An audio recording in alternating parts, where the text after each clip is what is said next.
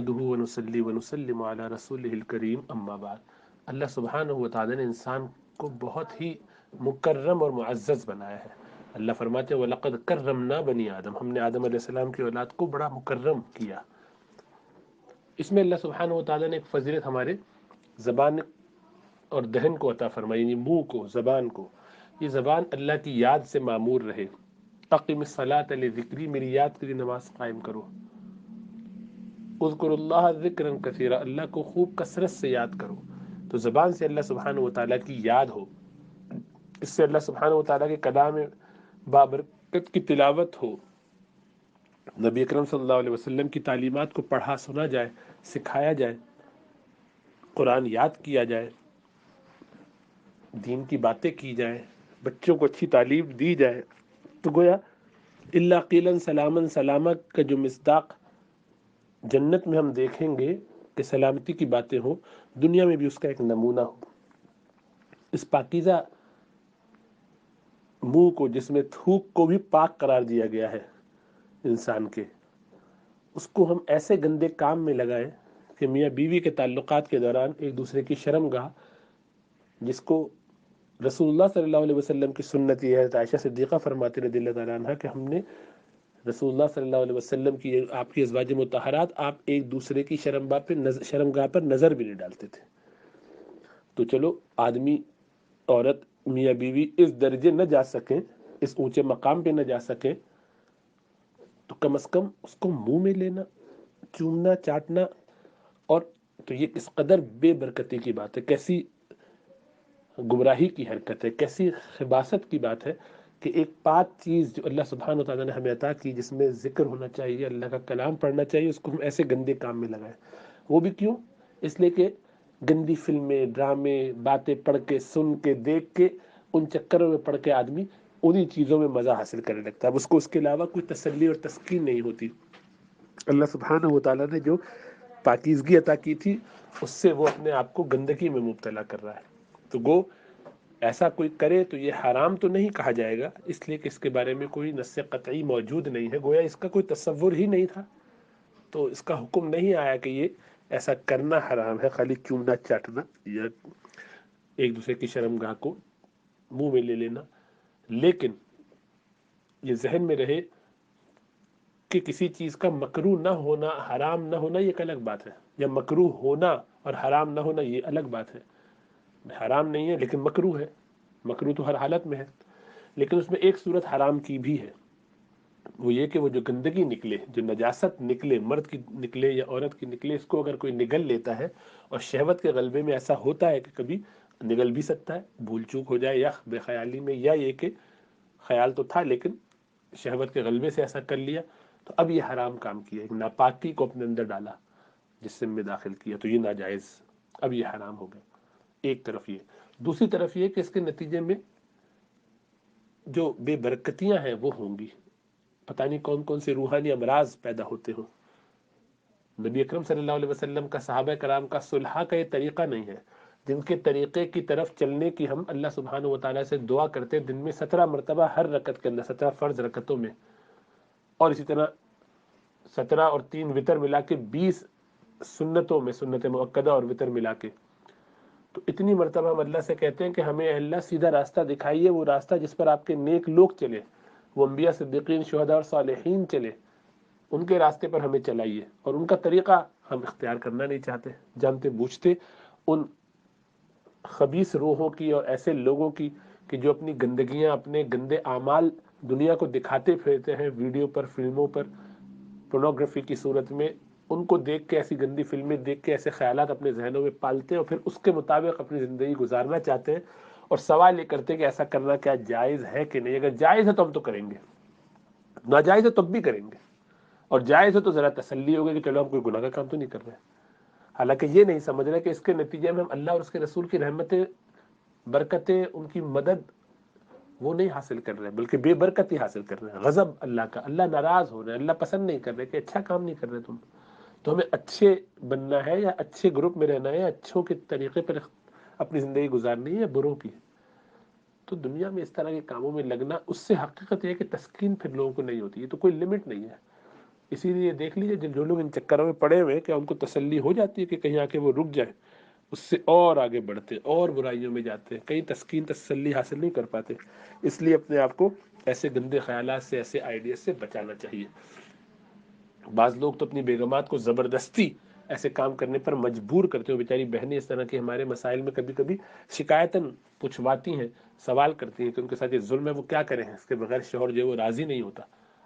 اور وہ بیچاری مجبوری میں بلا دل نہیں چاہتا ایسے کام ان سے کروانا۔ کتنا ظلم ہے یہ، کس قدر زیادتی کی بات ہے۔ آدمی یہ سوچے کہ اس کی بیٹی کے ساتھ اس کا شوہر یہ کر رہا ہو، اس کو یہ سوچے کہ اس کی بہن کے ساتھ اس کا بہنوئی ایسا کر رہا ہو، تو وہ کیسا محسوس کرے گا؟ اور خود وہ ایسا ظلم کرتا ہے ایک عورت پر۔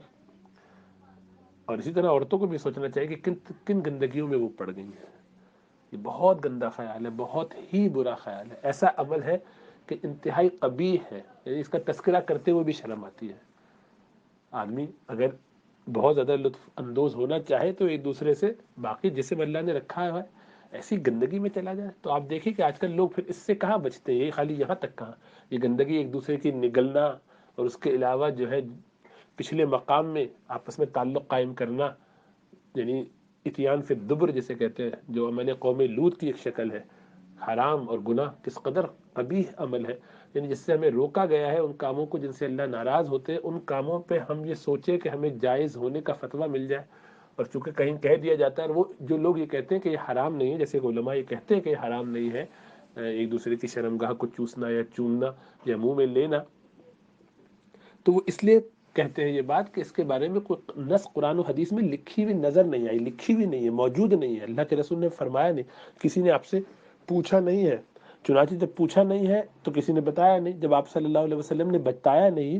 تو جب یہ کہہ دیا کہ ہر برائی سے بچنے والے ایمان والے کون لوگ ہیں؟ لغویات سے بچتے ہیں، گندگی سے بچتے ہیں، خرابی سے بچتے ہیں، برائیوں سے بچتے ہیں۔ تو جب ایسا معاملہ ہے کہ بری باتوں سے، برے کاموں سے بچتے ہیں، یہ جو فحاشی اور اریانی اور گندگی کے کاموں کو پھیلانے والے، باتوں کو پھیلانے والے لوگ ہیں، ان سے منع فرمایا تعلق رکھنے کو، تو اصول جب یہ بن گیا کہ پاکیزگی اختیار کرنی ہے، اللہ سبحانہ و تعالیٰ پاکیزہ ہے، پاکیزہ چیزیں پسند فرماتے ہیں۔ آپ یہ سوچیے خالی کہ جس زبان سے آپ اللہ کا ذکر ادا کرتے ہو، اس میں آپ کیا گندگی ڈال رہے ہیں۔ اب وہ اصل میں احساس نہیں رہا تو آدمی کا کیا کہا جا سکتا ہے؟ پھر تو آدمی جانور سے بھی بدتر ہے۔ اس طرح کے اعمال تو جانور بھی نہیں کرتے عمومی طور پر، یہ پرورجن اور یہ گندے خیالات، اور اس میں اطمینان اسی لیے نہیں ہوتا، گھر ٹوٹ رہے ہیں، آپس میں محبتیں نہیں ہیں،